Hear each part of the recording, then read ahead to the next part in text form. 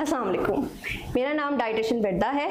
मैं एक certified dietitian हूँ मीमेड मेडिकल इंस्टीट्यूट के अंदर, और हम आज ये वीडियो रिकॉर्ड कर रहे हैं हज और डायबिटीज़ के सिलसिले के अंदर। और हमारे साथ यहाँ स्टूडियो में मौजूद हैं डॉक्टर इब्राहिम। अस्सलाम वालेकुम डॉक्टर साहब। Assalamu alaikum. Virda, thank you very much for inviting me to speak here on diabetes and Hajj. और सबसे पहले मैं फार्मेगो फार्मास्यूटिकल का शुक्रिया अदा करूँगा कि they have helped us in organizing this program on the diabetes and Hajj. और Farmigo has always been on the forefront to have an awareness programs on different topics on diabetes plus other medical problems. So thank you Farmigo. And जैसा कि आप सबको पता है कि हर साल हज के लिए समथिंग अराउंड 30 से 35 लाख लोग मक्का जाते हैं और पाकिस्तान से समथिंग अराउंड 2 लाख लोग जाते हैं। अगर आज पाकिस्तान में हम जो प्रेवलेंस देखें डायबिटीज़ का, उस हिसाब से उन 2 लाख लोगों में कम से कम समथिंग अराउंड 40 से 50 हज़ार लोग होंगे जिनको डायबिटीज़। और हज के लिए लोग बड़ी उम्र में जाते हैं 50-60 साल की उम्र के बाद, तो एक सिग्निफिकेंट नंबर इनमें वो भी होगा जो इंसुलिन इस्तेमाल कर रहे होंगे, जिनको ब्लड प्रेशर और डायबिटीज़ रिलेटेड दिल का मसला या गुर्दों का मसला होगा। जब भी इनका बुलावा कुदरत की तरफ से आता है तो हमसे ये सवाल करते हैं कि क्या डॉक्टर साहब हम आसानी से ये हज महफूज तरीके से कर पाएंगे, और हम हमेशा इनको कहते हैं जी बिल्कुल कर पाएंगे।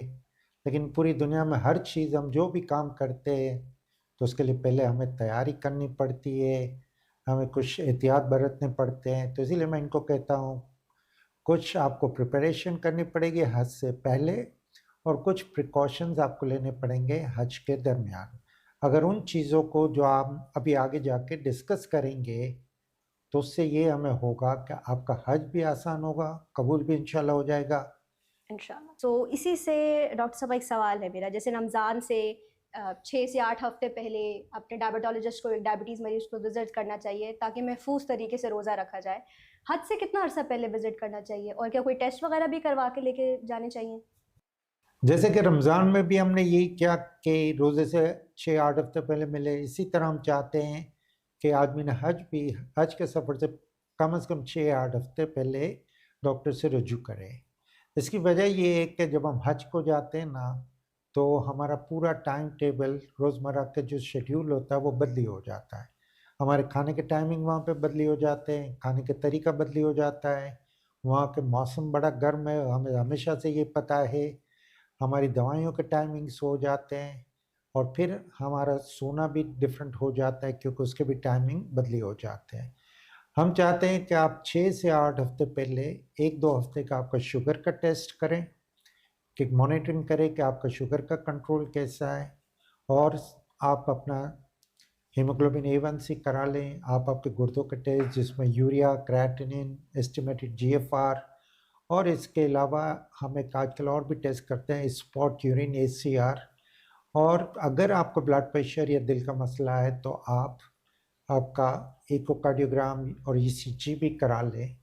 उससे ये होता है कि आपका डॉक्टर फिर आपका मुआयना करेगा और वो आपकी फ़िज़िकल फ़िटनेस देखेगा कि आपकी फ़िज़िकल फ़िटनेस कितनी बेहतर है, क्योंकि हज में एक चीज़ ज़रूर है, मशक्क़त बहुत है। तो जैसे एक मिसाल आपको दूँ कि अगर आपकी चलने फिरने की आदत नहीं है तो आप 6-8 हफ्ते से पहले रोज़ाना शुरू करें और कम से कम आपको 2 से 3 मील या 2-3 घंटे आपको रोज़ चलना है। और एक जो मैं हमेशा मरीजों से कहता हूँ, आपको आदत डालनी है 5 वक्त की नमाज की, और ख़ासकर फजर में उठ के आपको नमाज पढ़नी है, क्योंकि वो सारी चीज़ें आपको वहाँ पे करनी पड़ेगी। इसके बाद जो प्रिपरेशन की हम बात करते हैं तो आपका डॉक्टर आपसे वो करेगा, जैसे आपको प्रिस्क्रिप्शन डॉक्टर से टेस्ट करवाना है, सारी दवाइयाँ लिखानी है, क्योंकि वो आपको हज कैंप में उसकी ज़रूरत पड़ेगी। अब आपको सऊदी एयरपोर्ट पे भी ज़रूरत, और वो स्टैम्प्ड और अटेस्टेड हो। दूसरी चीज़ें वो आपको वैक्सीनेशन के बारे में बताएगा, क्योंकि बहुत सारी बीमारियाँ मेनिंजाइटिस वहाँ पे होती है। इसके अलावा जो प्रॉब्लम्स होते हैं हमें हज पे, जैसे आपको खाने पीने के टाइमिंग्स, कुछ अरबी खाने हमारे साथ वहाँ पे बहुत होते हैं, तो वो खाने के तरीके तो वो आप बताएंगी डाइटिशियन के लेवल पे। पैरों की निगहदाश्त कैसे करनी, अक्सर बेशतर दिखते हैं पैरों में ज़ख्म होता है।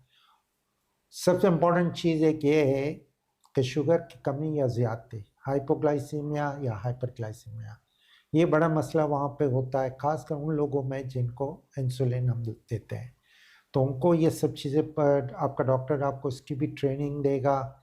फिर वहाँ पे गर्मी बहुत होती है, तो डिहाइड्रेशन से कैसे बचना है, हीट एक्सॉशन और हीट स्ट्रोक से कैसे बचना है, तो ये सारी चीज़ें आपको आपका नॉलेज बताएगा कि इसका एहतियात आपने वहाँ पे कैसे करना है। और मेरी ख्वाहिश ये होगी कि फिर आप इसको फॉलो करेंगे ताकि आपको कम से कम प्रॉब्लम हो।